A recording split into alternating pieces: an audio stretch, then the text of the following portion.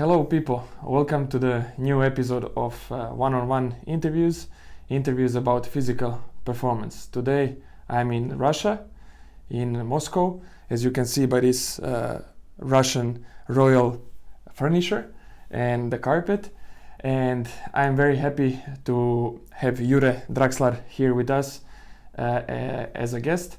Jure is now working as a strength and conditioning coach of Khimki basketball.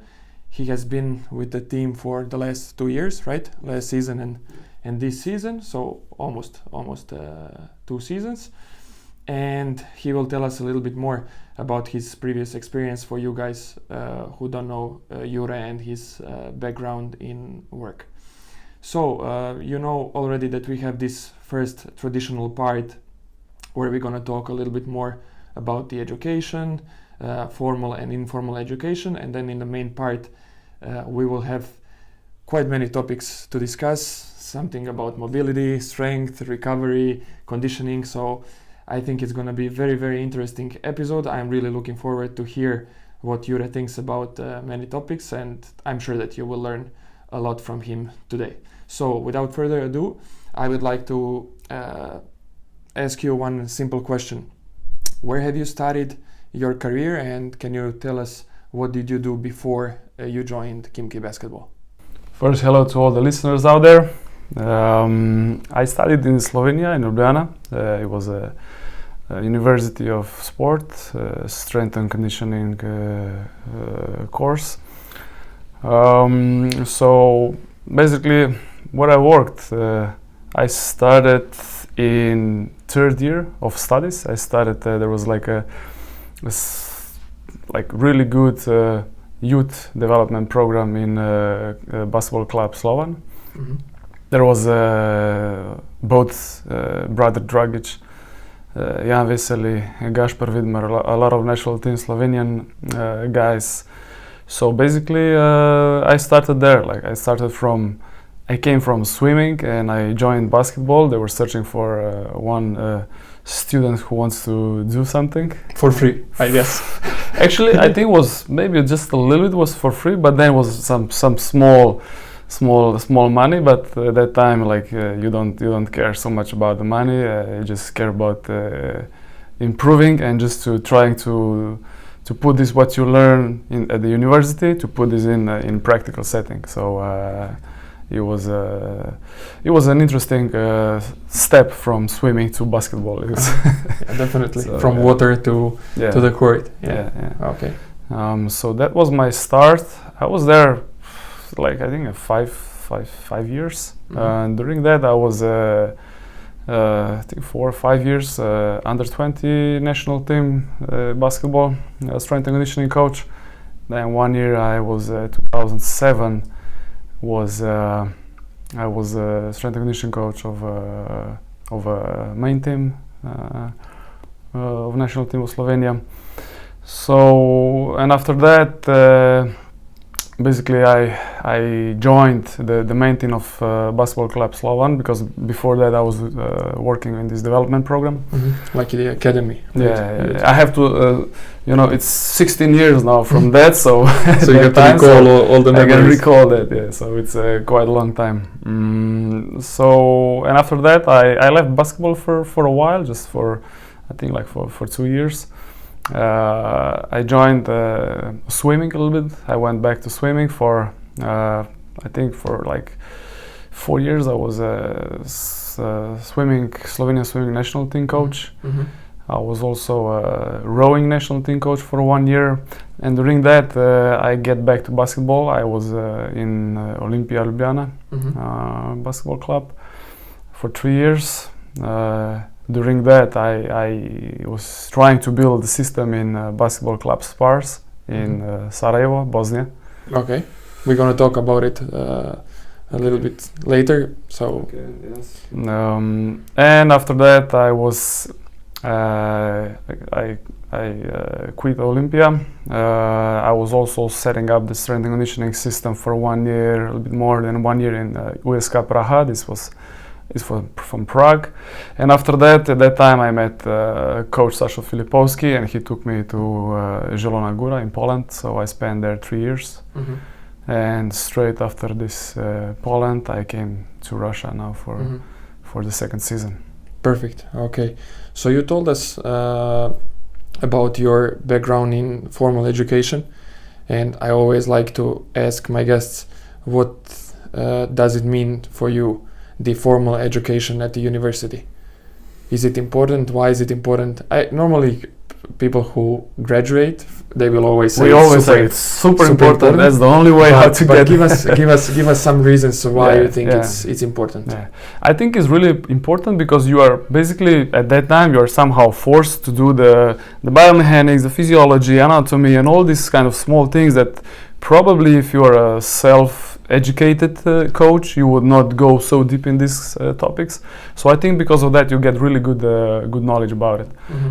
So I think this is important, and but of course you can always learn this stuff if you're really like into this. You can learn from the books, you can learn from the courses. There is so many things on web now. It's difficult to find a good quality, but I think you can find it. It's possible. But as you said, like we have a degree, so we probably think this is the way. Yeah. But anyway, there is more way to get there. If you have the passion, then all the wish to learn, I think you can get there without it also. So I think the most important thing about the formal education, maybe I mentioned it before in some interviews, and probably I'm going to mention it in the future at some point, because for me the greatest benefit of formal education is connections with professors, because they are quite influential, especially in Croatia, I guess in Slovenia as well, not just national but international connections. And then on the other hand, the connections with your colleagues, the guys and girls who are studying with you, because you can share the knowledge, you can give support to each other. Later on, when you start working, you can share many things with them, especially your practical things. I just, like 5 minutes before you came, I was on the phone with one of my really good friends who is also strength and conditioning coach, and we discussed about differences of team sports game day preparation. So we were discussing a little bit how football guys are preparing on the game day, rugby guys, because he comes from rugby, and then I told him when I used to work with tennis players how it's very difficult for them to make some kind of like special routine on the match day, because they all depend on the other matches when they are played. So sometimes they warm up and they need to wait and they need to re-warm up. So it's always good to have these connections with your colleagues, so you can be in contact with them. Sometimes when you have some doubts, you can listen to their opinion and maybe get something in your mind more clear. And one thing really important, you will never study Enoka. You know the book from Enoka. You will never study Enoka if you will not be in the college. At least in our university was like it's really demanding, but really good quality information. Content, there. Yes. Okay, but let's move to informal education. You mentioned web as one source of education.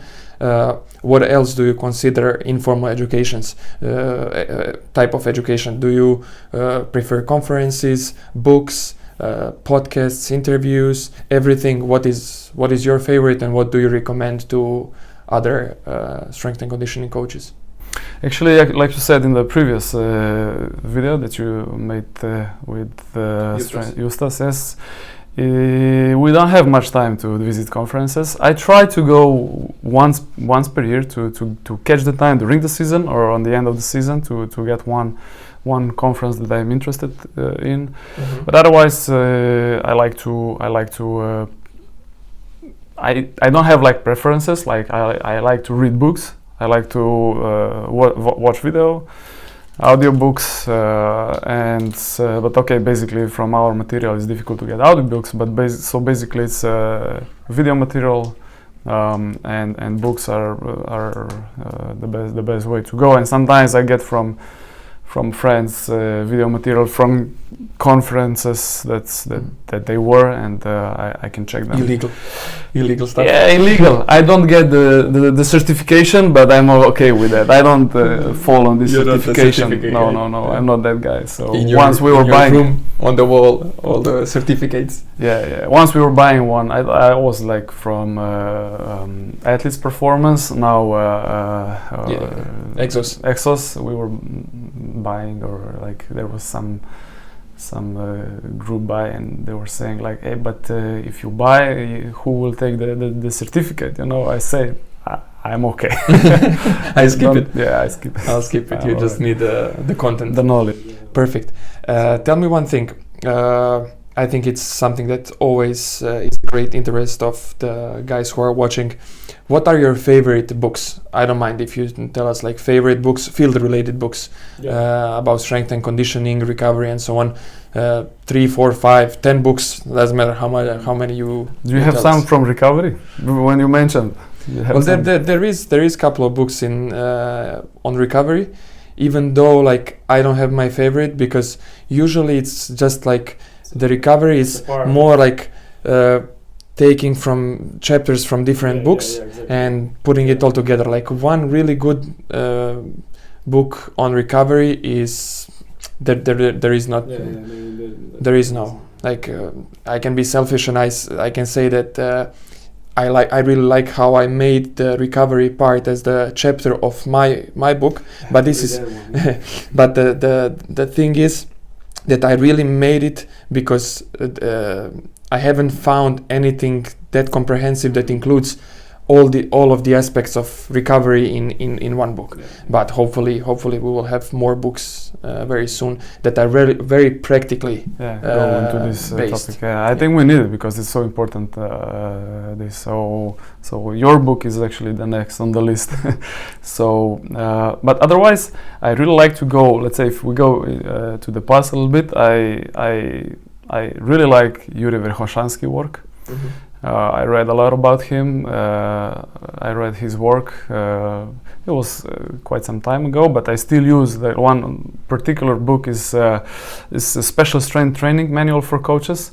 This one is for me like you have all the methods at that time, like Bible. Yeah, but it's like it's not so large as super strength, but you have like really good information inside that. And it's still at that time when these methods were developed, still these methods are somehow alive. Actually, like we use them, we just try to pack them different way. Let's say to team sports, exactly, especially nowadays. Yeah. And the next book would be triphasic training from Kel Ditz, I think that he is packing these things from Jure Drakslar and from Russian, from Eastern. Countries. He's packing this really good in this book, and I love it. One of my favorite books when it comes to like understanding strength and power. That's really cool. And really like this sequence how to develop, or it's really good information. And this is more, let's say, from the part from training and from more therapeutic, physiotherapeutic side. I love work from Shirley Sarman. Mm-hmm. She's especially this book, Diagnostics and Treatments. I will read it now. Of movement impairment syndromes. This book is unbelievable. I will post it. It's unbelievable book, unbelievable content. Yeah. She's a genius for me. Shirley she's an old lady now, but I hope she will live a long time to give to develop. She's really good, and this is always with me. Wherever I go, this book is like, if I have to check something, I have some issue, I see some pattern that's not good on the player, I go check there if to better understand, to consult with her. So the great thing about that book is that you can really go and use it as a point of reference and consulting. You don't need to call right away someone to solve the issue that you have, but you can really dive into one book. And there is not so many books that offer such a good content where you can solve the practical issue. It's more like theory. So that book is definitely great read. And the other one that I like from this aspect of therapeutic more is Back Mechanics. Also other books from Stuart McGill. I know that you went for a course. Yeah. Last season, 2 seasons ago, during the season, I flew to Slovenia. It was so fun. I went home, but I went only for 2 days. I never almost go home to Slovenia during the season, but this time I went for this course. And this Back Mechanics also, it packs the things practically, so even the amateur can use these things, but also for professional is really good. And if you read other books from him, you can use this really good. And I use it. I found it really useful in training with basketball players, because there is a lot of back problems, and this is solving so good for me. It's really nice. Okay, so this would be maybe the psychological part. I like this the book Conscious Coaching, yes, from Brad Bertolomeo. What's the pronunciation? I'm not sure. This book also gives you quite in-depth on different types of characters of athletes, so how to work with the individual to understand it. I think this is one of the really. We are coaching the team, but the team is based on so many individuals. You have to really understand each person individually in order to understand the team. So and many things can change. Like when you have 3 guys in one group and 3 guys in another group, and then when you mix them up, it can be completely different. So you have to be careful about that. Perfect. Let's finish this first part with one simple question. You mentioned books. You mentioned your formal education courses, conferences, and so on. How often do you read scientific research, and how much do you base your everyday work on scientific research? I think that scientific research is pushing our field forward. Even though it's difficult to say this research is saying this, and this is not so fixed. You'll always take it if you take the good stuff from it and you try to use it in your practical settings. I think this is great. This cooperation from science and practice should be constant. I on daily basis I read stuff from the research. So like one source, I think this the scientific part I wrote. I don't have everything in my mind, but I will see over here is Science for Sports. This performance digest. They really cut out this good stuff, and it's really good. It's amazing. These guys are doing incredible job. Especially for us who are traveling with the team all the time. We will talk later about it, but you're with the team, then you're with injured guys. So for travels, you just print out or you keep on your iPad this issue that they make.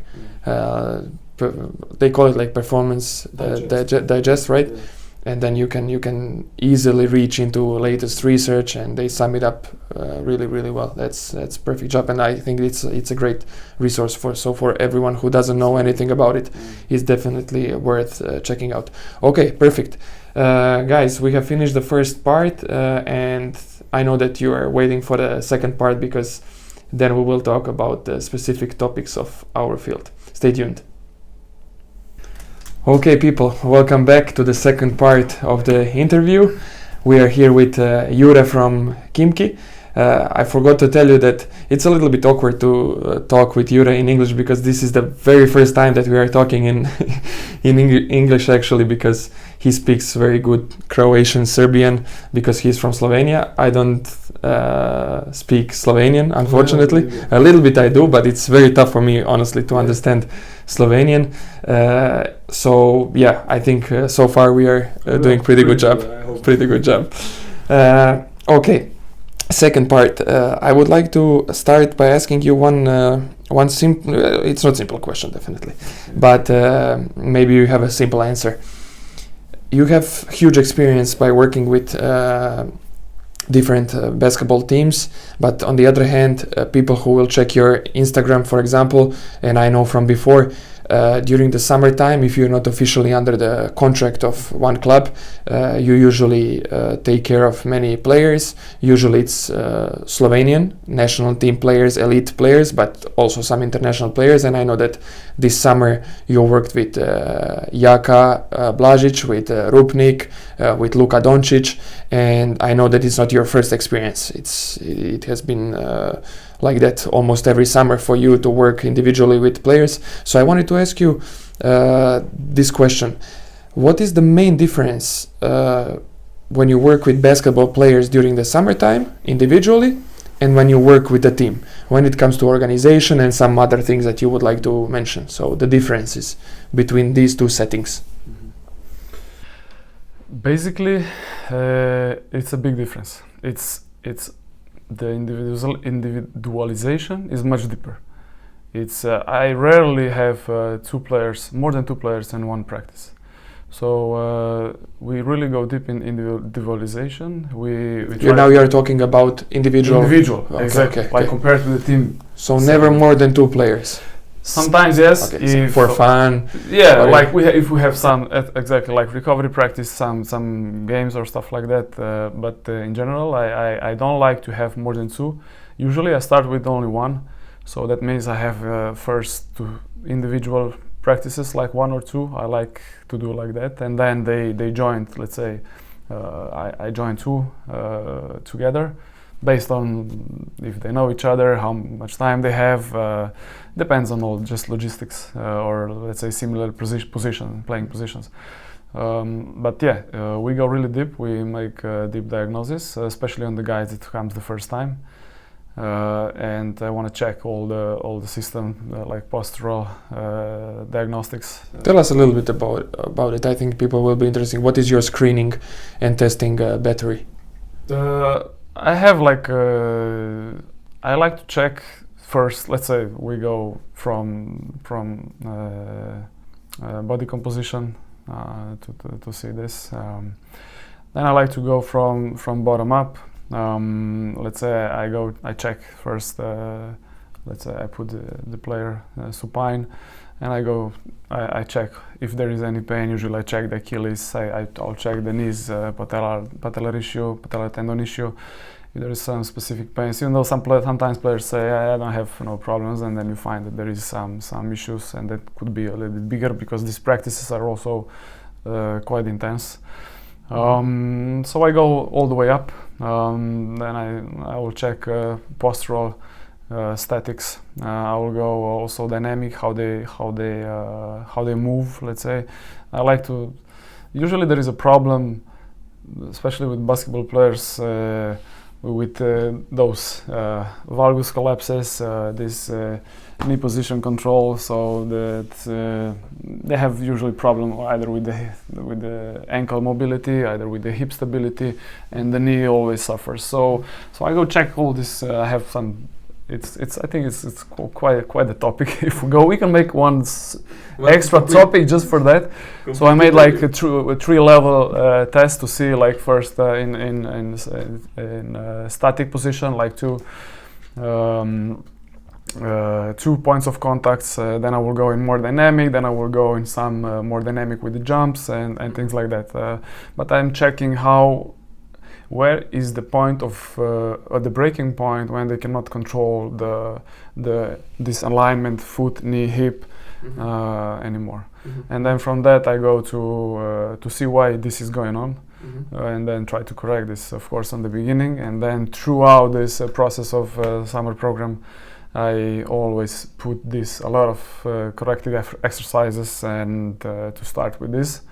And then we build up strength, we build up speed, we build up explosiveness, we build up, if they need, usually not mass, but some players do. Some players do, but not so often.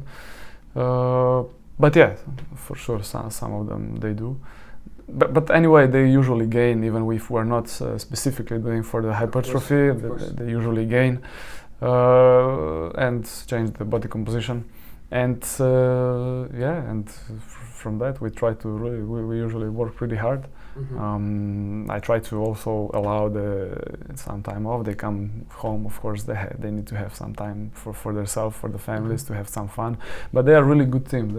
We have some fun together also, so we go after that for some meals, some lunch to discuss. So we're like in contact also all the season, during the season when they go to the clubs. When you said that you do like postural assessment, and then obviously you look for some kind of imbalances, mobility, stability issues, and so on, to provide the best corrective exercises and so on.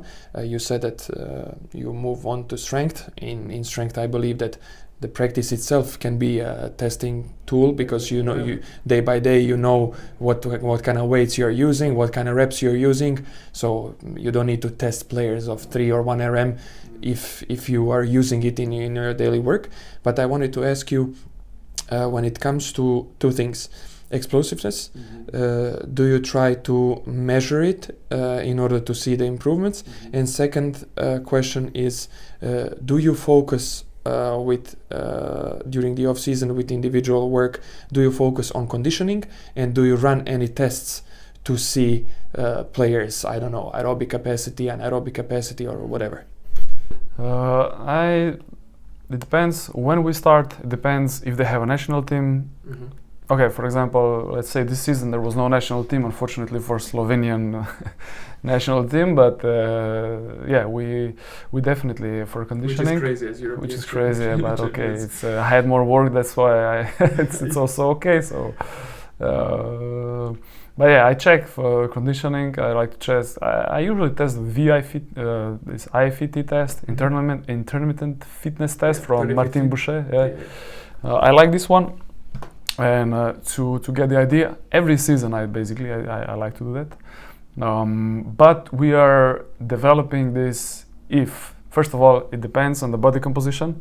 If we need to get some extra work on this, but I'm not focusing, especially in the beginning, I'm not focusing so much to develop some, let's say, anaerobic capacity. Okay, aerobic capacity. So we elevate the not the threshold. I want anaerobic threshold to elevate and to improve cardiac output, to improve the recovery, to have better base for later practices. Like so, VO2 max practices. Yeah, let's say something like that. But but like you said about explosiveness. So explosiveness, it's a little bit risky to test on the beginning. For sure, we are not testing this on the first week, but after first week, we start to check also this. I got this GymAware. I like to use GymAware with this. So I'm checking like some jumps, like squat jump, counter movement jumps. I like to use the trap bar jump. I like to test this with some extra load. I like to do on the bench press. There is a lot of tests that I use. I usually don't measure speed. I don't go to this risk. It's pretty risky. Sometimes maybe later to do some combined test. This 22 point something 7 meters sprint. So this is basically it's a lot of stuff. But if you want to know more, and on the other hand, when we talk about team settings, what is different? The team settings. Look, in the individual work in the off season, you focus on performance training only, almost some basketball, but we don't push too much on this. So they just maintain the contact with the ball, or if they have some deficiencies. But or if they hire some kind of individual skills coach. Even though if they hire, we have a agreement that your part is priority. That's a priority. I usually talk with the basketball coach, but we prioritize the performance training, not the basketball part.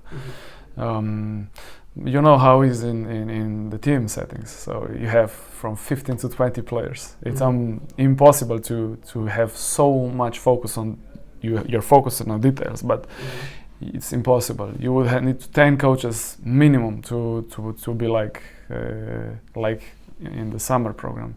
And also they have trips, meetings, tactics to think about. They're in the country that they usually don't live in. Sometimes it depends. So it's pretty tough to get so deep. So I don't like to complicate that much. I am complicating, but not like far away from that. Yeah. So this is not the extra load on their mental capacity, which is already overloaded during the season. It's so tough for them. That's a great point. Yeah. So you need to simplify the things. Exactly.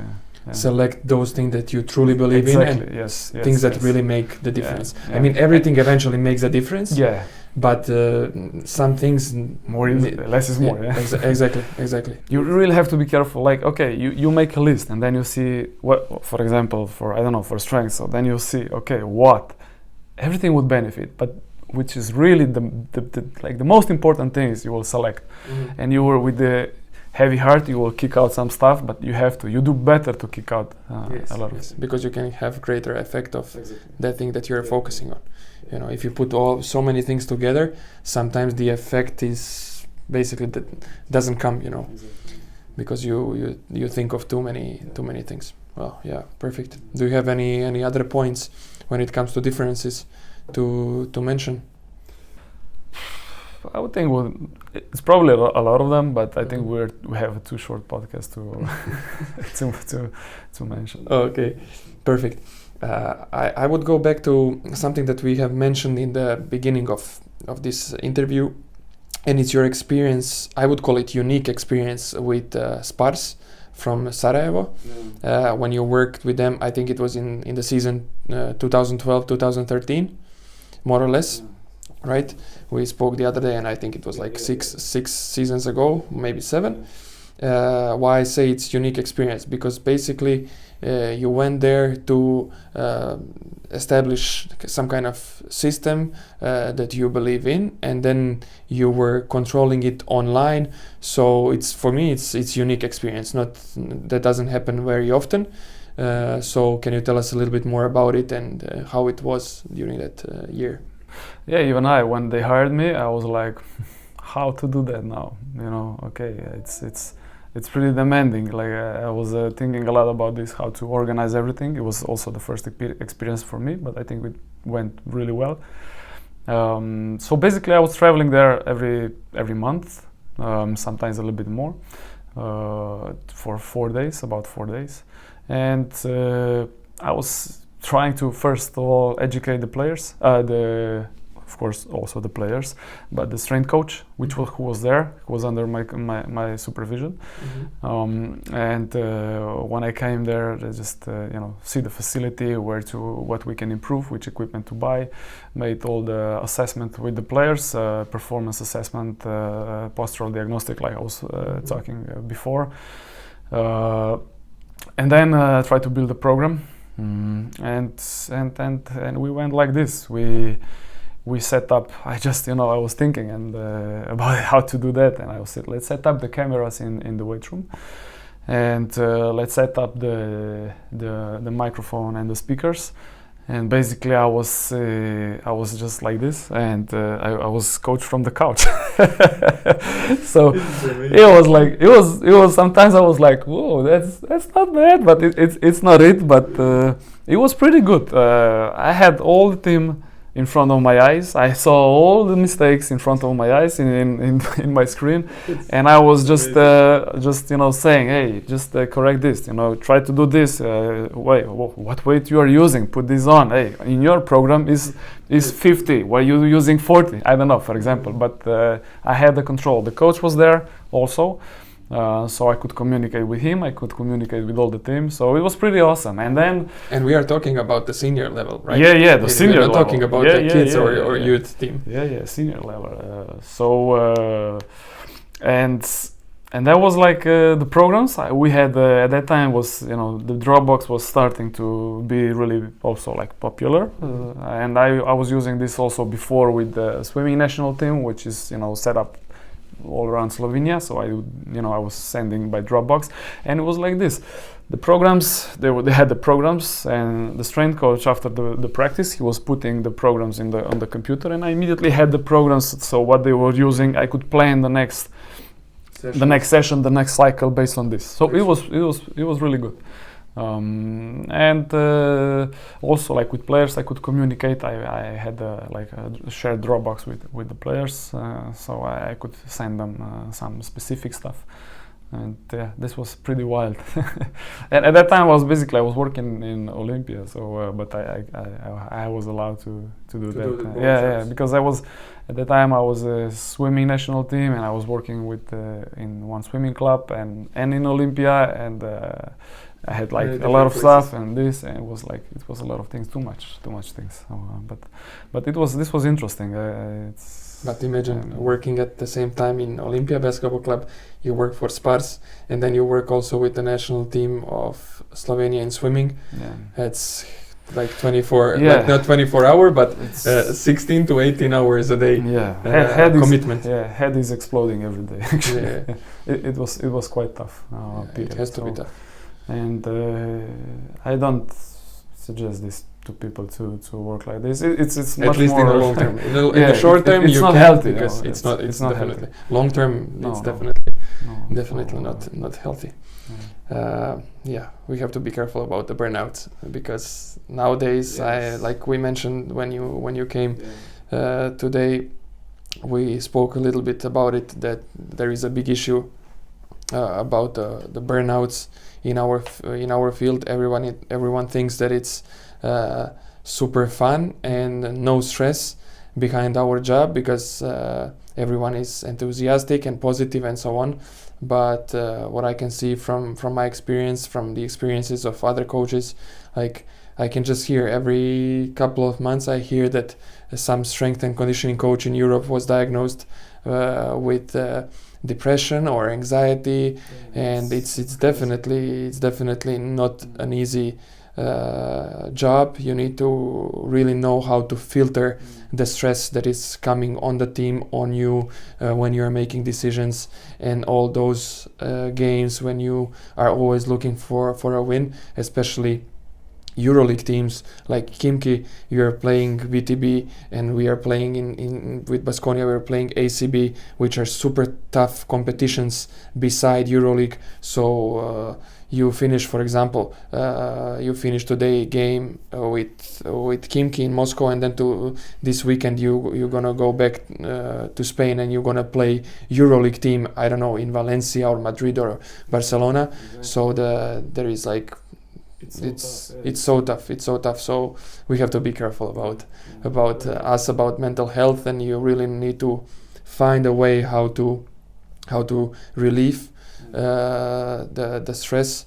For me, the support of my family, especially from my fiance, it's huge, and I know for you it's also one important part. So because of course, when you travel abroad, you meet some people and you can call them friends, but it's still not your guys from Slovenia, for me from Croatia. So we have to find a way to stay calm and happy. Because also, like, we are like as coaches, we usually give all out on, not everybody, but we give all out. And this giving is okay. You also receive, but to recover is really tough. And you have so many things about each player to think about, and you go to sleep in the evening. You have to learn to shut off. Yes. Otherwise, the brain will just learn how to have a constant thought. The more you love your job, the more you analyze, and then your mind is just like working. Get in real problems. Yeah. So it's really important to take care about the health. And I also, like, I heard a lot of issues with health with strength and conditioning coaches. Also players they don't have this job. Mm-hmm. Also they are abroad. The players that comes to other countries, they're out away from families and friends. They have every week 2 to 3 times a week to put all effort on the court, mental, physical.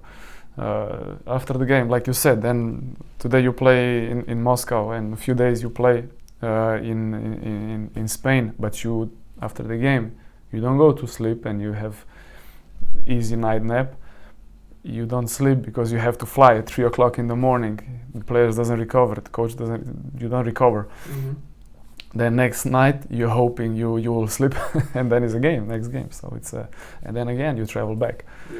And it's just like back and forth. So if you need to find your own path to really cope with all these things. Okay, but let's go to some light topics, because these ones are really hard and very tough. Not the way to start the interview, but I'm glad that we mentioned it. And I would like to move to something very popular. It's a topic of mobility.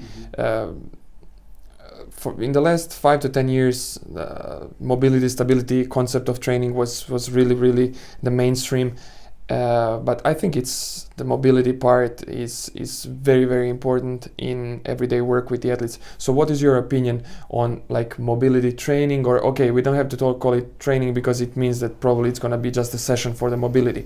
But mobility needs for players, especially when it comes to basketball. What are your practical experiences, and what are your thoughts on mobility? So I would not count this mobility training as the dynamic mobility before the practice. I would not count this as a mobility training, but I consider this like this is mobility to prepare, let's say, dynamic mobility. Mm-hmm. I would not count this to the mobility training, but usually I think the mobility is important, but in the part that must be there. So first of all, why we want to increase mobility. So is it stiffness? What kind of stiffness it is? Is it stiffness because it's a protective stiffness that the joint created because there is some issue in the joint? Is it stiffness, I call it like athletic stiffness, which is okay, which is creating much more elastic power with the players, especially with the players with the long tendons and good quality connective tissue. So you don't want to decrease that, because they will just lose their elasticity, their explosiveness. Mm-hmm. So it doesn't make sense. And that is the mobility that you would want to improve. So I don't know, that's like usually we search for, if there is some issue, let's say there is a knee issue. So why is this knee issue? Is there is a mobility problem? Is this a stability problem? Is this both? So at that time, I like to check why, let's say where and why we need this mobility. So if we'll need to increase the mobility in the ankles, then we would check, we would work on it. So just the specific mobility. And for this specific mobility, I also don't like to have like a lot of players are doing so much stretching. I'm not the guy that no stretching. Research say no stretching. Yes, before the game, no static stretching. You can stretch for recovery, like light stretches. But you see the players that they are like stretching for half an hour before the game, or even like. And I like to tell them like to consider to maybe make a little bit smaller volume at least of it. So this would be far too much. But I like to use the active mobility training. So if you increase the mobility, you also need to increase the muscle activation in this and range of motion that you got. Mm-hmm. So if you will have a passive mobility, you will not benefit from this, because the muscle will not function in this new gained range of motion, and you will not. The body will also forget about this mobility. You will lose it immediately. Mm-hmm. But if you try to engage the muscle in this end range of motions, then I think you can keep mobility longer, and it will be much more functional. I like this. Functional range conditioning, FRC. So I like this pairs and rails and cars, mm-hmm. controlled articular rotations, and so I like this kind of mobility training, and I use it on a daily basis, but really like targeted mobility. Mm-hmm. Mm-hmm. So I'm not just we do mobility training, everybody go on this mobility training. Mm-hmm. I don't like that. Mm-hmm. So this is, let's say, my view on mobility training. Excellent. I think you mentioned everything, especially the concept of FRC, which is a very, very effective way to talk about active mobility that players need. Of course, in some movements, we can talk about the ankle dorsiflexion. Is it now in the passive or active mobility phase? But for example, when we talk about hip range of motion, shoulder range of motion, we are talking mainly about the active mobility, and that's something that we need to look for. So for me, you mentioned everything what the listeners should understand, and how they should, if they are not familiar with the concept of FRC, they should definitely look for it. It's really good. Also, like from Shelley Sharman, she has this system of relative stiffness. Mm-hmm.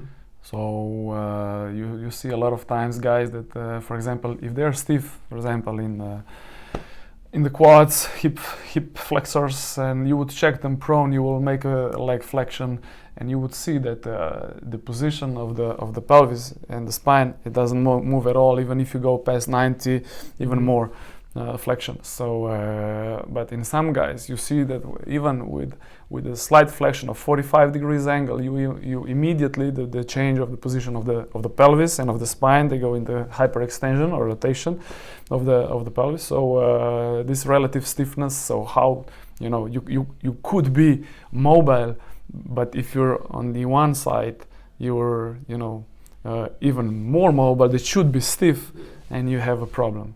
Yeah. In this case, you would I don't know, if you're not stiff enough in the interior core, and the stiffness of the lower part is prevailing, mm-hmm. You have a problem then. So you have to see if there are like very, very problematic compensatory patterns behind the movement.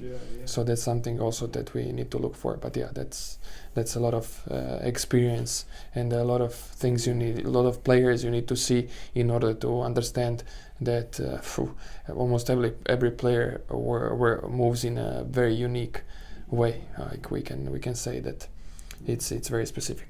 Okay, I would like to start talking a little bit more about strength.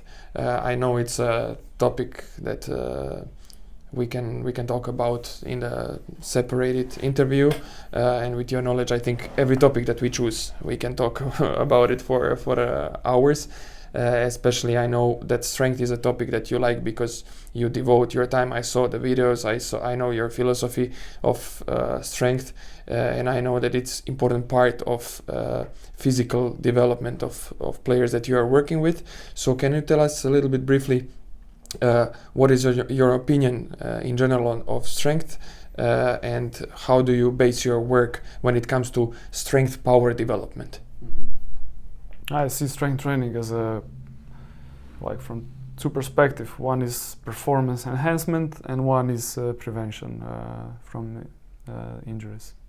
So there is some coaches that they don't like to risk too much and to put players in under the barbell, or like to load them with heavier weights. And but I think if you think like that, you're basically, you're not putting them in so much danger with strength training, but you're putting them in much more danger if you skip strength training, because the forces on the court, on the field, they're so high in jumping, landing, contacts.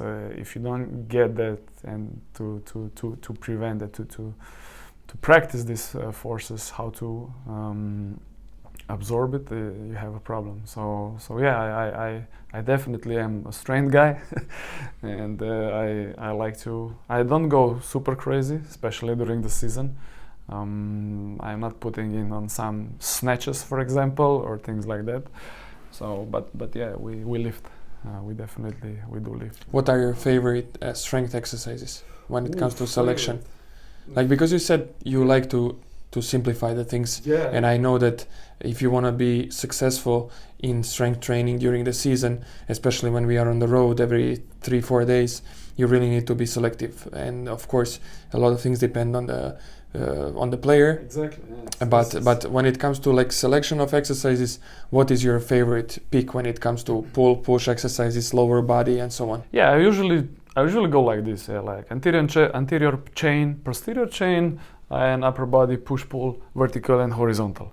So I go all over these segments, and I try to select the exercises. Like I will go bilateral and I will go unilateral. So I will go, for example, every session you would do something bilateral and unilateral.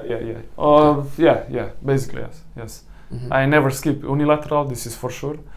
But sometimes you skip bilateral. I skip bilateral, especially for the tall guys. Sometimes they even don't do it. It depends on the mobility. It depends of the length of the femur, the body proportions. Exactly. So sometimes we go also with these guys. But yeah, like I like front squats. Okay, let's. If somebody will have really long lower arm, we will not obviously go with the front squats. We could go with the straps or some handles. Mm-hmm. Okay, it's a lot of solution. We go back squats, strap bar deadlifts, kettlebell deadlifts. Okay, for example, you were saying that I usually start the season with really simple stuff like goblet squat with kettlebell or dumbbell, deadlift with the kettlebell. So we just clear up the motion if everything is like it's supposed to be, like simple stuff, how push-ups looks, how lat pull down or pull up. Which is crazy that even in elite basketball we have to think about it. Yeah. But there is a lot of players who really don't know how to get under the bar, how to grab the bar. Yeah. I mean, my experience this season, we had a guy who we signed, and he told me that he has never tried in his life trap bar deadlift, and he's like 20 something, you know. Like he's experienced guy, you know. So back from the basics, and it's crazy. Yeah. Sometimes last season we were with one professor from our university. We were writing a book, and I had this basketball, and I was writing like that. We sometimes, you know, we think these professional athletes, we have to go in such a basic sometimes that it's unbelievable. You know, they don't know how to even put the barbell on the back, or like it's crazy. Like in Europe, it's just like that. A lot of players come from different cultures, and in different countries, the philosophy of strength development is very unique and very different. And it's not like in college. In college, it's much different. They know all of the basic lifts. You know, some players or most of the guys know how to clean, how to snatch, while in Europe, if you have two players on the team that know how to clean and snatch without having problems with wrists or shoulders, it's a great success, you know. So you mentioned clean, Olympic lifts. I like them, especially in the off season. Not everybody will do it, but some players will not. Also during in season, Olympic lifts, there will be players that will do, but like they really have to be profound in the technique, and they must not be loaded with the high minutage. I will not go with the players that play 30-35 minutes and 2 times per week, and we will be cleaning. I will break their back for sure. So I will not do it. Also depends which weights you use. Okay, also you know, for sure. But some serious cleaning definitely is a great risk. You know. So I usually just go with the power cleans, not with deep catch cleans like with so heavy. So we would go like RDLs, single leg RDLs. I love Bulgarian split squats and all the like different types of split squats. So this would be a good strength exercise. Huge fan. Yeah, I love it. And then you play around with this exercise, or is this how it's done? It's you know, sometimes you also have to go specific, and you would go on the toes, and you would do the Bulgarian split squat with a light load on the toes, because we play basketball on the forefoot a lot. So I like the cable machine, so to do various or exercises. Even better, Kaiser, if you if you have it. If you have it, I love Kaisers, of course. Kaiser is a great device. If you don't have it, you just go on the cable and try to do like all those bands, or the bands. Yeah. And what I really love is also The flywheel technology, I love that. So we use this a lot. I don't use it during this season and past season as we don't have it. I couldn't bring mine in the. But I know that in Zelena Gora you had it. Yeah, I had it. Yeah, I made it. Yeah, I know. Yeah, I made one, and I actually used the old one because I left in Zelena Gora. I left my the new one, and I fixed the previous one, and I had to go this season. We had in Croatia, in Krk. We had a short camp, and I had to bring with my car all the weight room, and I think how to do this in the gym, without the weights, actually without the weight room. And yeah, I repaired my old yo-yo squat, and it was perfect. Doncic almost break it though. He's so strong. It's unbelievable. So, but it's nice. Yeah, I love this one. Okay. And then when it comes to upper body exercises selection, of course you said like horizontal, vertical, pull, push, but it's simple exercises, right? Pull-ups, bent over rows, dumbbell bench press, barbell bench press. Actually, bent over rows I don't like too much because the back is loaded statically so long, so I try to avoid them. So if I go with the rowing, I will go, let's say, okay, bilateral. Sometimes we go on the machine, but usually I use or split squat or half kneeling, unilateral on the cable, or I like to use the dumbbell row, or kneeling on the bench, or standing, or single leg up, and just rowing. It depends in which period. I like to use those. Here we go pretty heavy. I like to use a cable machine on the press, so we go single hand press on the cable machine, horizontal press to engage the core a lot. Also the dumbbell press single hand, I love it for the core because you can go a little bit heavier. It's super demanding. Yeah, super demanding on the core, and this I like it a lot. When you mentioned the bent over rows because of static position of the back, how to avoid it, that's why I don't remember when was the last time that I used bent over row with the barbell. But for example, players really love the one arm bent over row, and when you explain them, like when they can look for one hand support on some kind of bench, I just don't like that they kneel, because then they lose the support of both feet. And I always try to explain them, when they support with their hand, when they support themselves on the high box or whatever, and they have both feet on the ground, it's like a low post position, guarding and so on. So they can really see what is behind the bent over row in this position with 3 points of support, feet and hand, So it's not like bodybuilding half kneeling, but it's like 3 points of contact. Even they can come closer to the wall. Put one hand on the wall and then find some space to row, and that's you can use dumbbells of 25, 30, 35, even 40 kilos. Yeah. That's nice. Yeah. It's more specific. That's nice. If you want to go heavy, it's a little bit more difficult probably with this way, but of course you need to know the exercise, and then you can play with height of support and so on. But it can be very interesting for basketball players, And you still get your bent over row exercise that you are looking for as a strength and conditioning guy, One question, when it comes to pull-push concept, do you prefer to pull more than push, or you keep it in balance? Like for example, in one microcycle, in 1 week, you would like to pull more or push more, or do some kind of balance in between those two movement patterns? How do you see that? So during the season, this is so you're searching for these small options to lift. So it's not so much that you would say, okay, today you will do like pull, to in 2 days you will do push. I like to combine all, but I like to keep the balance. I will not go like we have to go 2 per 1 in favor of pull. I'm like let's say. To increase the posterior part involvement, I would use a lot of band stuff, the T's, W's, L's, like prone with the light dumbbells, like face pulls and stuff like that. So more this, let's say, a little light stuff. But to have,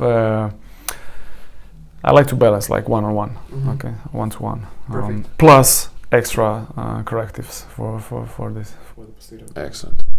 That's a good point. When it comes to strength during the pre-season and in season, now we talked a little bit about the issues of organization and planning of strength during the season, because it's very demanding, a lot of traveling. For example, we travel somewhere abroad where even though you know the hotel where you are staying, because it's almost more or less every year the same hotel that we're using, you know that there is only one bike and one treadmill in the hotel, so you cannot focus a lot. Doesn't matter how much you can motivate players to do something on the road. If there is just no equipment, there is no equipment. But can you explain us a little bit the major differences between your organization of strength training during the pre-season and during the season? Pre-season, how we go? Usually, okay, let's say I'm coming to the club, because I changed a few clubs, so I'm coming to the club and I don't know the players. So I will go usually with really simple basics, and I will go about 3 sessions. I will have everybody on the same exercises, and I would assess, I would watch, observe, even videotape the practice, and then analyze it. So to see, because it's impossible to see everybody, I would make 2 groups, because during the season it's almost impossible to make 2 groups in 1 practice per day, what we have. So I would go 3 sessions, everybody in the same thing. Range of repetition and the load would be set.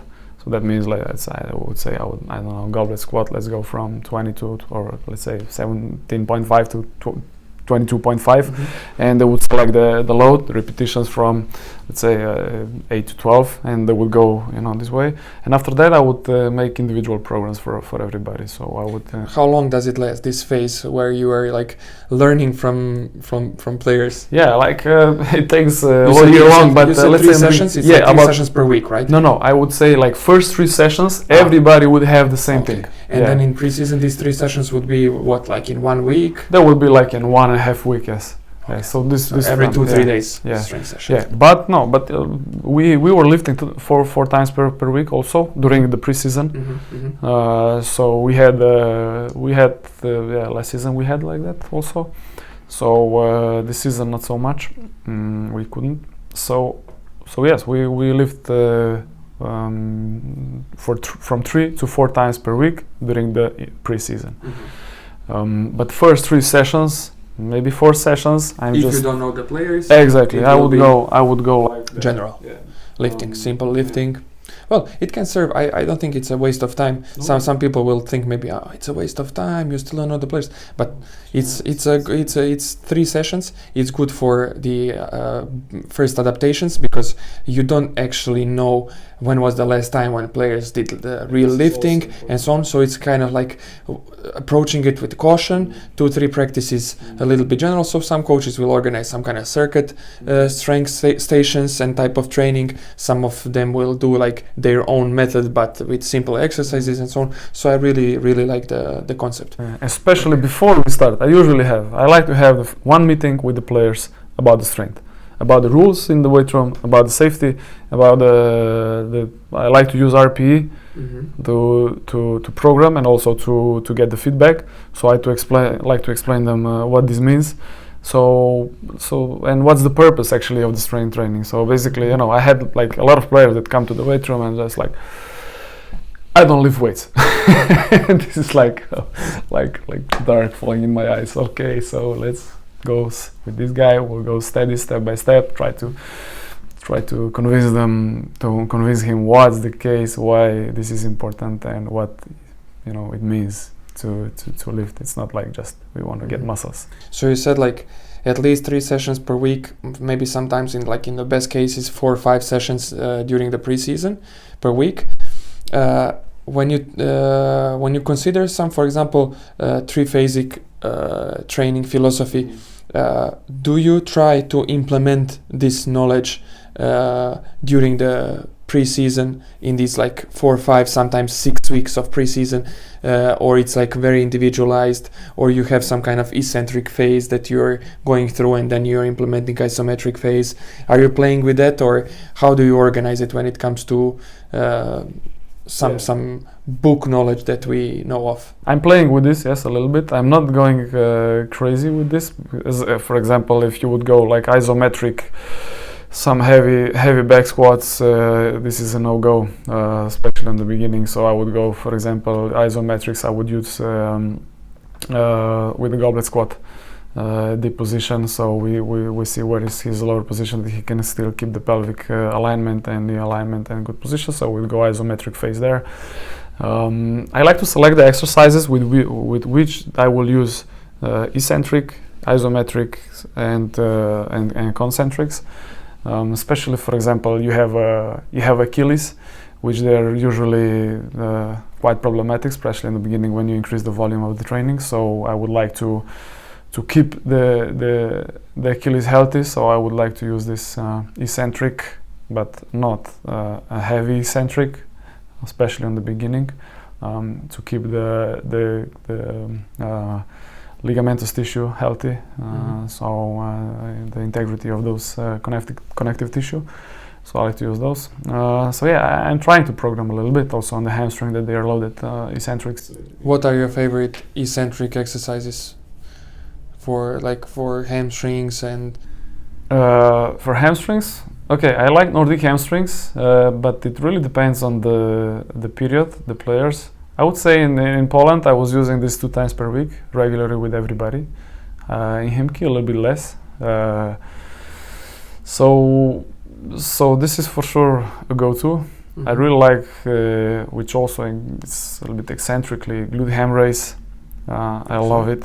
I love this exercise.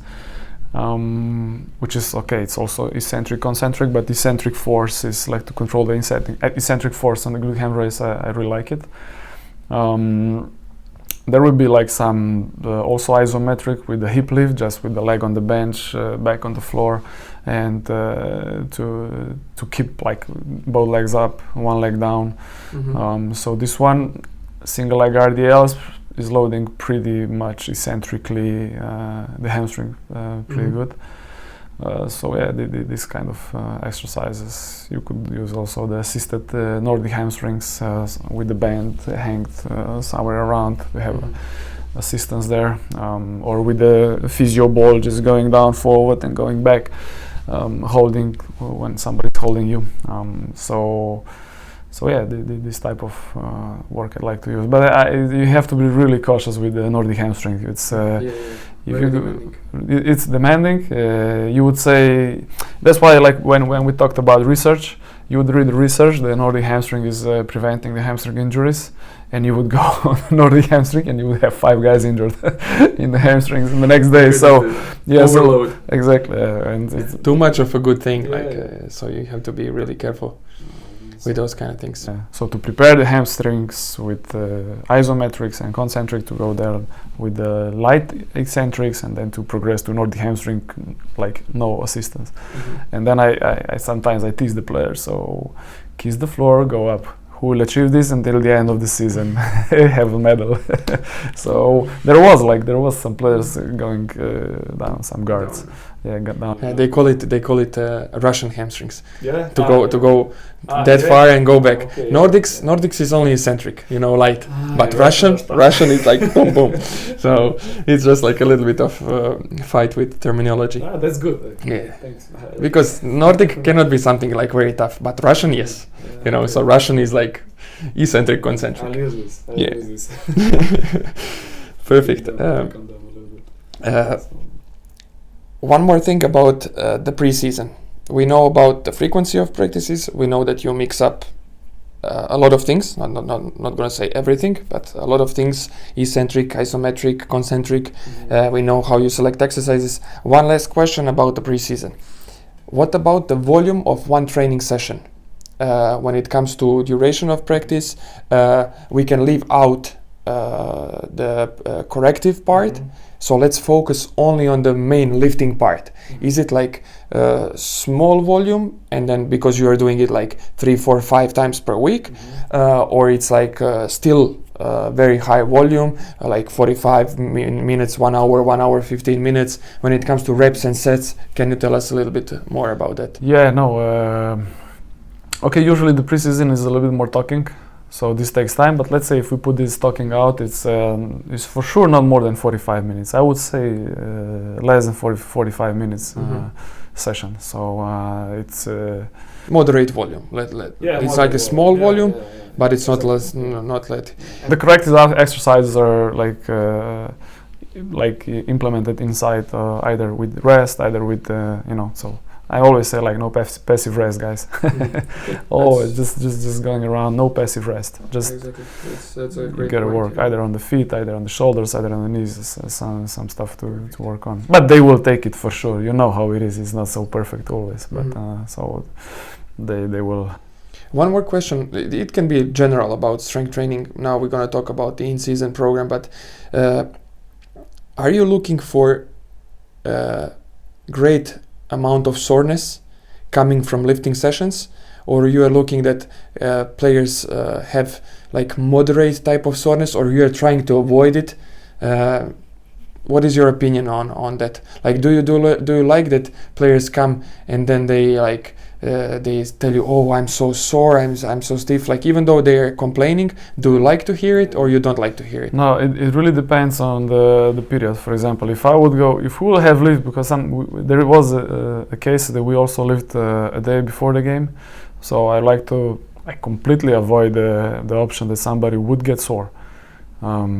So it really depends. If this would be like if we have a session 3-4 days before the game, which rarely happens, of course, then I would allow to have some soreness, but never that somebody is super sore, because I don't like that. I'm actually pretty afraid of it, because when they will go on the court and have an intense session, and maybe even long, it will be dangerous. It is dangerous, so I don't like them. I don't like to hear that they are really sore. Perfect.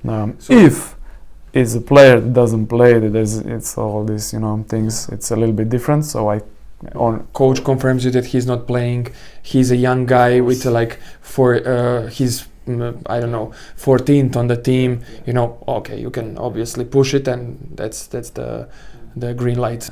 So in general, there is not a lot of soreness during the season. I go progressively. So on the beginning, usually some single leg RDLs, some RDLs, they would get the hamstring sore, but not super sore. But not super sore. Some adductor, Magnus would get sore from Bulgarian split squats, and they were like, "What's this muscle?" They're upper part. yeah. So this some glute soreness, but not during the season. I don't like this too much. So yeah. Okay, that's a good point. I mean, I share pretty much with you that philosophy. So let's go immediately to in season, as you started to talk about it. So what does it mean when it comes to organization? Does it mean that during the in season the practices are even shorter, like microdosing, 20-30 minutes, or you still keep it somehow at 45 minutes, but you include maybe a little bit longer breaks with a little bit more of corrective work? How do you organize your work during the season? I like to plan with the coach 45 minutes, so we have time for. Usually players have some of their own stuff that they like to do, which I always allow. So you finish my part, then you can do your things, or if there is a station or something is busy. It depends on the exercise. It depends on the facility that you have, because in Europe, okay, we don't have a super sized weight room with a lot of equipment, but we can fit whole team inside somehow. So yeah, it's 45 minutes. It's still not. It's more relaxed, but it's not like. Don't get me wrong. It's not like hey, let's chill. I don't like that. So I like that the program. Everybody has its own program. And they should finish it. Everybody has paper. I don't like individualized program, its own stuff, what they have to do. So I also like to, on this program, if you make a change, you write inside the program, what did you do differently, how many sets. If you did it the same like it's on the program, it's okay. But for the next sessions, I really like that they write what the difference is that from the program, what they did. Sometimes, but not right now. I was also asking for RP. I'm not doing this here so much anymore, but as you know, you get to know the players. That's a little bit more easy. So yeah, my part, then their own things, what they have to do.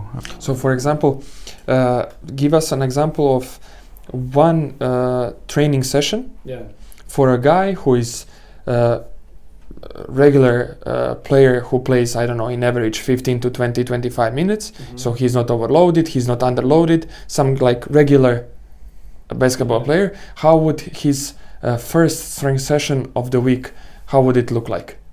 Okay, he would go to the weight room, he would do the warm-up. I like to do some let's say dynamic mobility stuff, okay, not some super intense, but dynamic mobility.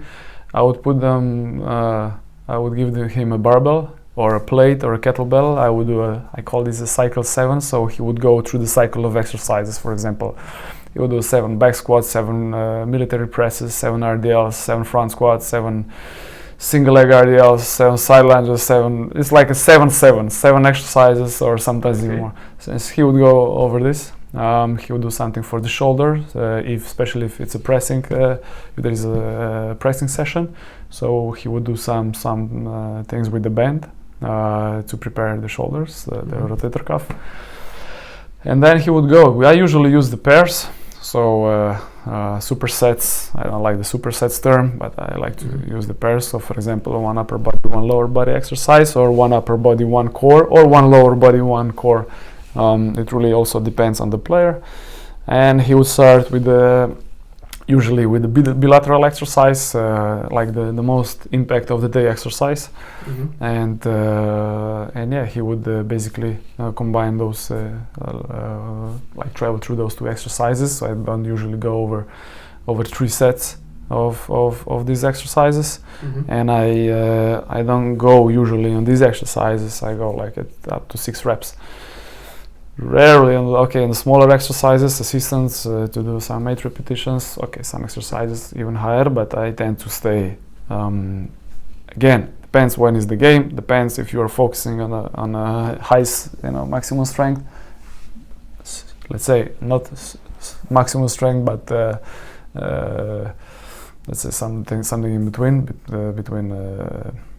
let's say 4 to 6 sets repetitions. I would not plan by percentage, as I very rarely test them 1 RM. Sometimes, okay, maybe 5 RM, but I'm not making, let's say, a special testing session. But during the season, I see which players are more into the strength training. I try to help them a little bit more, and we tend to test them. So yeah, this will be like from around 10 exercises. Could be 12, but we're talking about also with the corrective stuff. Okay, with the core stuff. Yeah. It's everything. So we finish up with the core. This core could be combined with some specific, let's say, exercise for Achilles, for some, I don't know, glute medius, for example. So and yeah, basically. So maybe out of these 10, 12 exercises, 4, 5, 6 would be the main exercises, heavy exercises like tray bar deadlifts, split squats, and so on, right? Yeah. And then each exercise would be like more or less 3 sets. 3 sets, yeah. 3. We go from 2 to 3 sets. Oh, okay. Yeah, so, and if I plan 4, they will not do it. No, but we tend to stay at 2 to 3 sets. Okay, excellent. I think we covered everything what I wanted to ask, so I'm gonna go directly to different topic, conditioning. I would like to go deeply into conditioning about off season, and even better if we can talk about the pre-season, because off season we mentioned with your guys that you're working with individually. Some of them need something, some of them don't need something. It's not your major focus. But when it comes to team pre-season, can you tell us how do you plan the conditioning? If we are talking about the ideal conditions, which means that you will have like 5-6 weeks, and coach says, I will follow you, your idea, your philosophy of conditioning training. How would it look like? It will not happen. 6 weeks. I like to after 1 week. I like to test them with the IFT test, the same like I do with the individual players, to see where we are approximately. So I like them to reach from 18.5 to 20 kilometers per hour on the final stage. Excellent. So I don't expect them to go higher. It's not even necessary, I think. Then I would use if we go out, I would go on the football field on the grass. We would go some tempo runs, like 100-meter run, 50-meter jog. Then from that we would it's about 70-75% of their speed, maximum speed. And from that we would go. I would use let's say a progression from let's say maximum 30-second run, okay, and to go down to 5-second run. So I would go through this progression that we come on the end to 5-second run, 15-second rest. I would do this kind of intervals, high intensity intervals with the high intensity, not like 75%, but higher, like from 85 to 90%. Now, with this IFT, you can also really plan really good for individual player. You can set up, you can calculate exactly what you want, like at which speed you want to run based on this test. This is like 80%, this is 100%, 105, 115. It's like, based on this speed that you achieve. And that's why I really like it, the tests, and then you have practical solutions right away. And then you select the distance, then you decide you will go with the change of direction or no, and it calculates what is the length that they have to run in this specific, for example, 15 seconds run. And you would set up this way. It's not so easy to organize with a team, but if you split them in the groups, like similar homogeneous groups, like I used to do it like 3-4 years ago, and if you set players in 3 groups, 2 or 3 groups, it works pretty well. It's really good, and you just set up the distance. Even if you do it inside on the court, it's possible. You've got this 14 meters half court or full court, or let's say even better if you go by the width of the court. You have almost, let's say, whole team set up, and they have cones. So they know exactly how far they have to run in these specific intervals that you want to set up. But then later in the how long would be the phase of like outside running? I would not go too crazy about it. I would go like maybe 4 times out. Like so maybe 2 weeks. Sessions, 2 weeks in 2 sessions in maximum 3 weeks. Okay, again, it depends when you started the season. If we start early in August, yes, okay, we could extend this a little bit. But in general, I don't like this too much, that these guys will be running crazy kilometers, miles, and to get the knees sore, ankles, Achilles with this. Sometimes but they come overweight, so the body composition is not perfect. And they will be running and pounding, and the forces on the joints will be just crazy. So it's just risking the injuries. Of course, you get them close to the injuries. Is normal. Not close to the injuries, but you're walking on the edge pretty much a lot, and with the professional sport. So, but then later in the pre-season, I would like that the basketball coach takes over with my discussion, with my advices of let's say some transition exercises on the end, some kind of endurance type of. There is some kind of control behind these drills. Yes. When playing basketball. Okay, so some kind of like specific conditioning. Let's go. He says we set up the exercise. My duration and my parameters and his exercise, and then we just decide how to do that. And so focus on work rest that makes sense, and then you apply it in a specific conditions, right? Mm-hmm. Excellent. And then until the end of the preseason, you basically focus on like specific conditioning, respecting work rest intervals, and that's basically how you finish, right? Yeah, with this kind, with preseason, with this kind of basketball type of. Okay, we can sometimes we add some agility, but this is a different type of different topic. So sometimes I also like to put let's say aerobic circuit. Mm-hmm. So aerobic, like so they would have, for example, some light like agility exercise, like circuit agility exercise, ladder drill, some kind of drills that you would use. You would increase the metabolic processes, so you would more of a, let's say, anaerobic capacity. Mm-hmm. So yeah, I like to use this also. Perfect. Okay, excellent.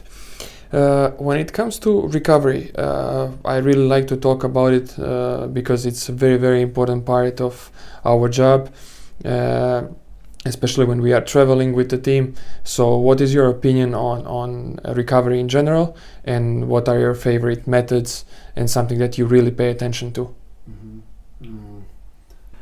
Sleep, number one. That's number one recovery. It's sometimes some coach would say, yeah, but let's go after the trip. Let's go somewhere on the bike and bike 15-20 minutes or something like this. I say, coach, we woke up 3 o'clock in the morning. We went for a flight, and the guys haven't been sleeping. So I think that the sleep is the number one recovery system. So I try to put a lot of emphasis on the sleep. So I'm trying to see the guys if they had enough sleep. I'm asking them every time how much sleep they had after the games.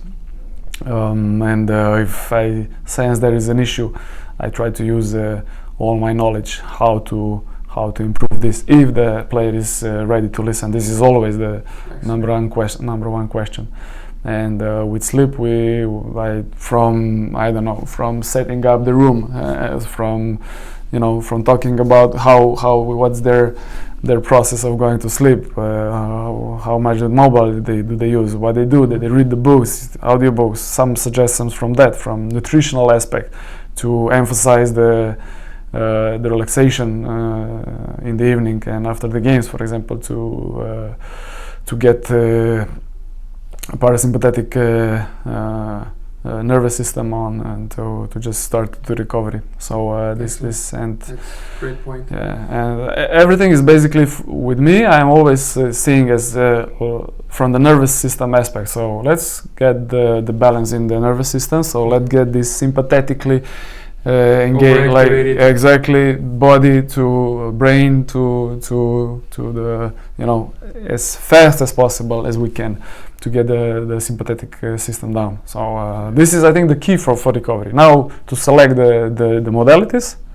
Okay, there is a lot of them. So how to do it? Yeah, we after, let's say, after the games, first are supplements. So I think this is the first point of recovery. Mm-hmm. So supplementations, I don't know, we can talk about that. I'm not sure how much time we have. Not much. Okay, so yeah, supplementation, light massages, light stretching after the games, supplementation like glycine, magnesium glycinate. I would use even the medical mushrooms sometimes, like lion's mane, to recover the nervous system. system a little bit faster. They are okay, normal, like to get the carbs in the evening to engage the sympathetic nervous system. There is a bunch of stuff that you can do this way. So yeah, this is. What are your favorite supplements beside the one that you mentioned? Like favorite supplements to give to players right after the game? Okay, so recovery drink is the first one. That's like combo of protein carbohydrate shake. Yeah. It's like 40 to 60 or 30 to 70 in favor of carbs. Okay, it depends again how much they played or how intense was the game. Then we plan. Yeah, this I try to plan based on their body weight and playing time, and then they would go immediately try. I like glycine to get the nervous system down as fast as possible, and also or magnesium glycinate, which is also based or other magnesium like threonate. I like that. The medical mushrooms that are, like I said, this lion's mane, this is also good to recover the nervous system. There would be drinking if there is need for electrolytes. It could be already inside the recovery drink. If not, you can add them extra. Okay, creatine. Sometimes some players like to use them before. You can use it after. So it's some research shares that it's not so important unless you want to increase the muscle mass, but we don't want, so it's not so important. There is even more and more evidence that creatine is like important for every function, like in general for recovery, now for the brain. But I think like doesn't matter. You need to take it, and then when you take it, you will have like quite many benefits out of creatine. Even for depression, they say they have some. It's really good. Like the omega-3, I also like to use also for nervous system recovery, and also for in general for the system, muscular system. So well, you covered quite many supplements that I really like. Sleep as number one, which I really think it's like really number one, together with diet and nutrition. For me that's the key, and then of course everything else what we can offer with the help of physiotherapists when it comes to massage and some kind of stretching or like relaxation techniques that they can do. And I wanted to ask you a little bit more about your experience with cold baths. Do you believe in it, and do you use it with your players? How do you see that? Yeah, I believe it. And I like them to be using the cold bath. It's a wake-up call. Yeah, it's a wake-up call. We gotta go for the game. Yeah, we got a game. It's a wake-up call. Thank you for calling. Thank you. Let's continue. So yeah, I like to use them. I don't like as they tend to elevate the sympathetic nervous system. So the guys that are already oversympathetic, I like to avoid it. Like saunas, I don't like to use saunas if the guys are already oversympathetic. They have problems with sleeping and stuff like that. I just no sauna. But yeah, I tend to use this. I know that this can be, let's say, contraindicated to adaptation on the training. But I think that we don't use it that much that this will be like on the daily basis. But if you have a game 2 times per week, and if you do this like 3 times per week, a cold tub will not make a big deal. So I think that this is an important thing, and I like to combine this with the hot tub.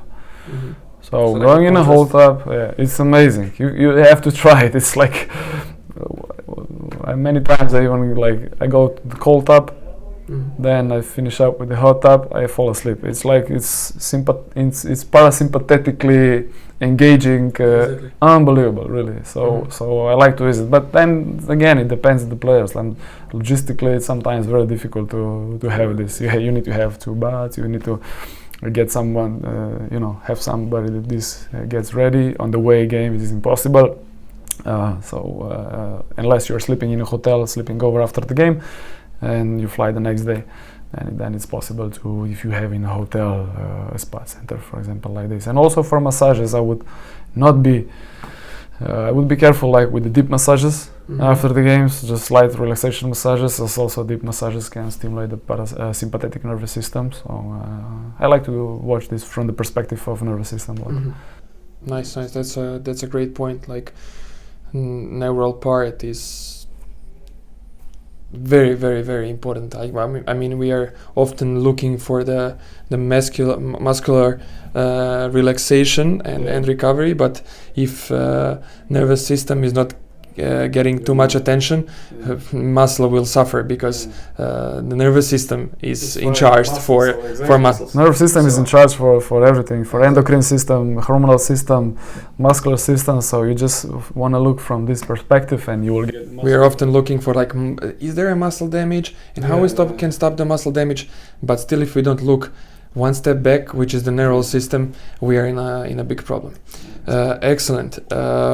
Well, we haven't finished yet. We just finished the second part of our interview. I'm really enjoying the time with you, and we are coming back very soon to start and finish the last part of this interview.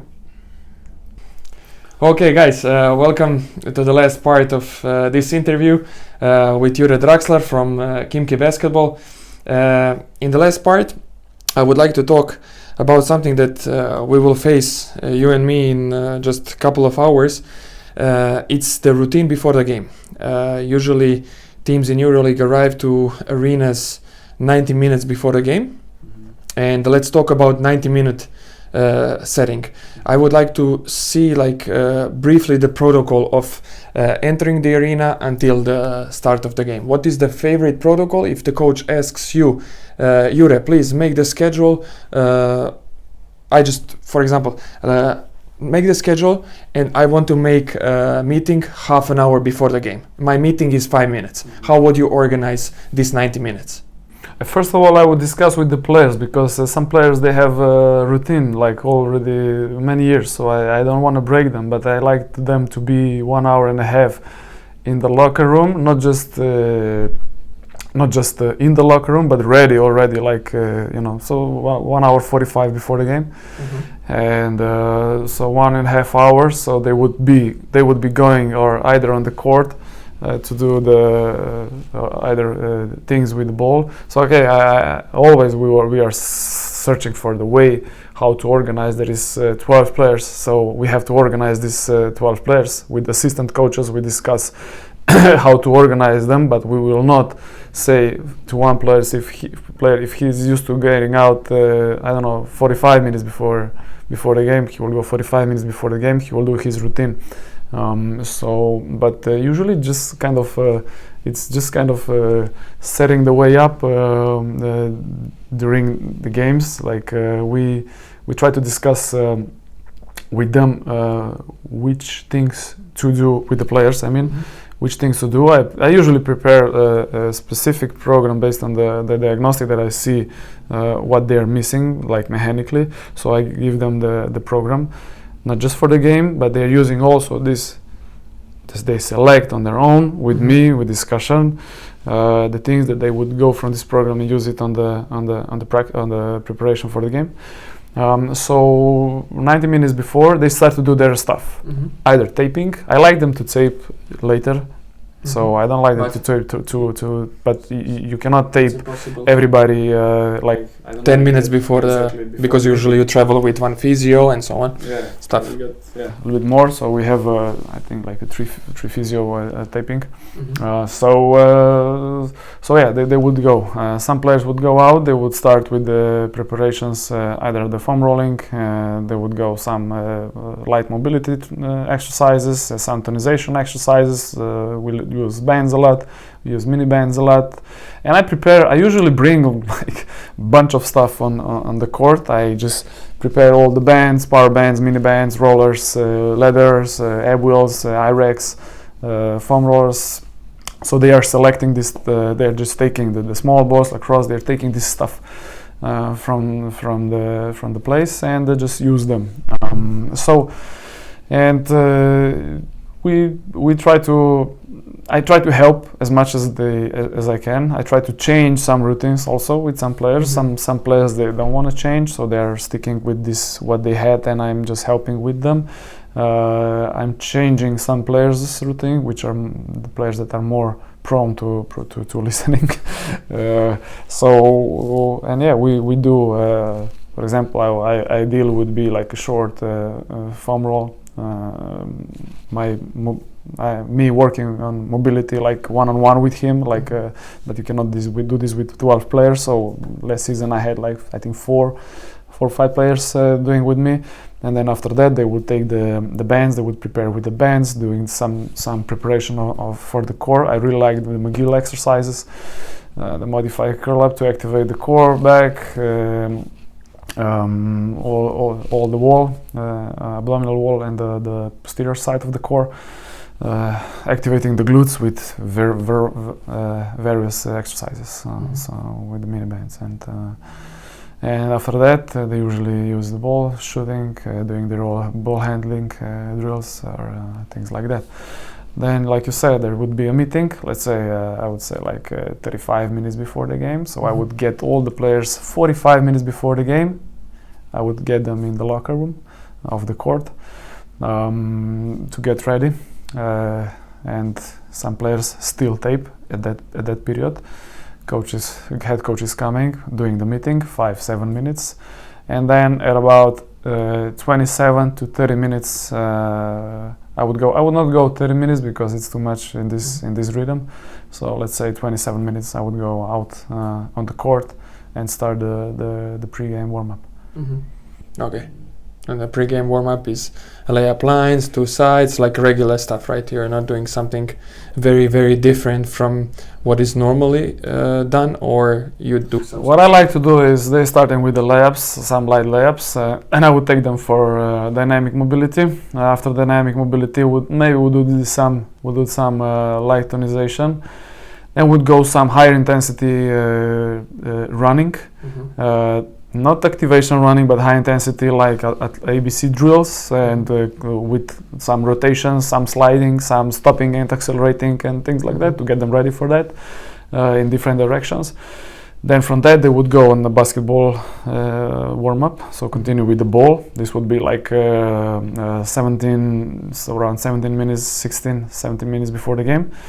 And then around 10 minutes before the game, I would take them, do activation drills with some jumps, quick feet drills, acceleration, slide, back pedal. I like to use all. So acceleration on the side, jump. So like a 3 seconds drill, and they would repeat this drill like 2 to 3 times. Then they would go on the feet throws and team presentation about 7 minutes before the game. Yeah, perfect. Okay, I like the sequence. When it comes to the game, what are the things, or what is the thing that you are normally looking at beside the scoreboard? And beside being nervous, I'm looking first of all, injured players. These are my priorities. So if he's getting back from the injury, I'm just watching. My eyes are on them all the time. So I see, and I am always I'm letting the assistant coaches know about it. He's reporting to the head coach. If he's not, I am. And so this is first thing. And second thing is I like to observe the main players. I'm following the minutage, so the playing time. So if he's too long in one, like in sequence in the game, I'm reminding the head coach or the assistant coaches. It will be smart to change. I'm observing how they move mechanically, how they're the body language and all this thing. Exactly. I'm just immediately. So this is, I think, really important part. I'm just following this from the stats, getting the stats every time, and I'm just observing when he goes in, just something that write it down just to remember. But I usually do it without. And yeah, basically this is it. And I'm also thinking about the next games. So if there is some player and that's maybe not necessary to play him, and the next game is coming really soon, so I'm just reminding how much the playing time the player had, and to suggest the substitution. Excellent. So this is basically it. What about you? I was always wondering, because I'm from swimming, so yeah, it depends. Like it's a really interesting, as you say, that priority always are the guys who are with like special care, because we know that a lot of players are playing very often not injured, but with some kind of problem. We have players who are coming back from some ankle sprains, low back issues and so on, but you also have a lot of players who decided to play with some kind of discomfort, either in the knee or in the low back. So what I'm trying to see if they're gonna change the way how they move significantly, or if, like as you said, the body language, if they are really showing that there is a problem, or they completely forgot about it. And then this is something that I would also communicate with them during their time on the bench, or when we are in the locker room during the halftime and so on. So that's definitely one point. And the second thing that I'm really looking for is the atmosphere. Like from psychological point of view, I'm trying to be quite active, if referees allow me, quite active on the bench to give support to the team, to share some positive energy and to give support to everything what they do. Doesn't matter if it's good or bad. I always try to give them like positive feedback and not to be too much on it, but to be there. It's good that I'm always at the edge and at the end of the bench. So yes, I'm not with coaches, so in this way I can produce some noise, and it will not bother the coaches. You know, if I would be very close to the coaches, I would be careful how much I make noise. But in the end, I'm over there with doctor, and it's pretty okay. So that's also depends where you're sitting. So I had the opportunity to communicate immediately with the coach. So I think this is depends on the position. Yeah. Perfect. One question: where do you see our field in next 5 years? I see a lot of. Okay, obviously technology is it's so fast rising field. It's with all these tracking systems, GPS tracking system, and athlete monitoring systems. It's I think this will be pretty developed, and if the coaches, I think the coaches will start to understand it more and more. But it's also our job to communicate with the coaches, and we will understand it much more. And I think this is going in the direction of controlling. Really managing the load, and we will be able to find. We talked a lot about catapult, how you are doing and how you are finding the way to use it and to plan the, let's say, microcycle, the volume intensity of everything. And I think that we'll go to some kind of sensors that's monitoring hormonal status, electrolyte status. I think they already are some special stamps and rings and things like that can sense the situation. So I think we will go this way. And yeah, probably this would be it. And understanding one thing that I think this will be, we will know more about neurology. So we know shit about neurology right now, so I think that this will be a lot, like this will develop much more, and this recent could be even like a game changer for us, like to make better decisions. And I think it's a very, very interesting fact, and definitely we are going towards that direction. We are already with, like, I don't know, Omega Wave and similar gadgets, which is not like completely new, but in this way to objectively quantify something that is happening on the neural system is definitely a great benefit for us as the guys who are taking care of the physical part of players. And also, like you said, this Omega Wave, we have also Omega Wave. It's a kind of Russian Omega Wave. It's called also Omega Wave, but it's not the same that they're using in States. I think it's very similar. But this is like to monitor the nervous system state. But I'm thinking more about the neurology from controlling the locomotion system.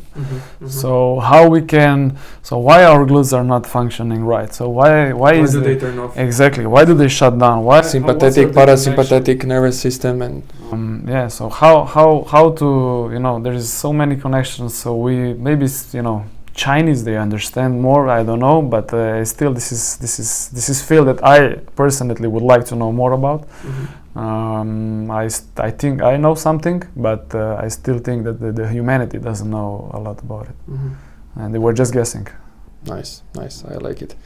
What do you like the most about our job? Our job, I like to help.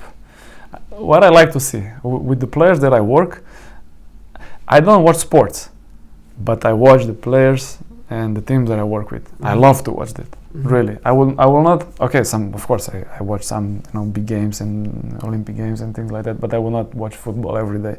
If I would have a player in a football team, I would watch it. I will for sure watch Dallas now every night. So I like to see this the progress of the players, and then this feedback when I get it. This is really a fantastic feeling, and also when I get some player from the severe injury back on the court, and when you see how much hard work we've put, he put it, and this is fantastic when you see this feedback. This is the best thing. Like, I really like the answer. It's definitely not traveling, so makes sense. Yeah, but I really like the answer, because nothing can be compared to the feeling when you help someone and someone acknowledges it. And that's the whole point with these interviews, and I'm really happy that we found time to sit with you so we can learn from you, that you shared with us this incredible knowledge that you have. And I know that this interview is just like a little tiny piece of your knowledge. So I'm really excited that people will watch this episode soon. So guys, we came to the very end of our interview. I will share Jure's Instagram, and obviously people can find you on some other social media. They can find you definitely on YouTube, because I know that you have a channel which it's not super active. It's not super active, but it's just sometimes to share some video with somebody that I cannot say. It was just but Instagram. I'm not a super social media guy, but they can contact you right through social media. What is the best source of social media to? Probably Instagram. Yeah, probably Instagram. Okay, so now you know how to reach Jure, and I hope that you enjoyed this episode as much as I did, and I sure did. Thank you. we talk soon. Okay. Thank you. Bye. Bravo, brate. Bravo, brate. Top.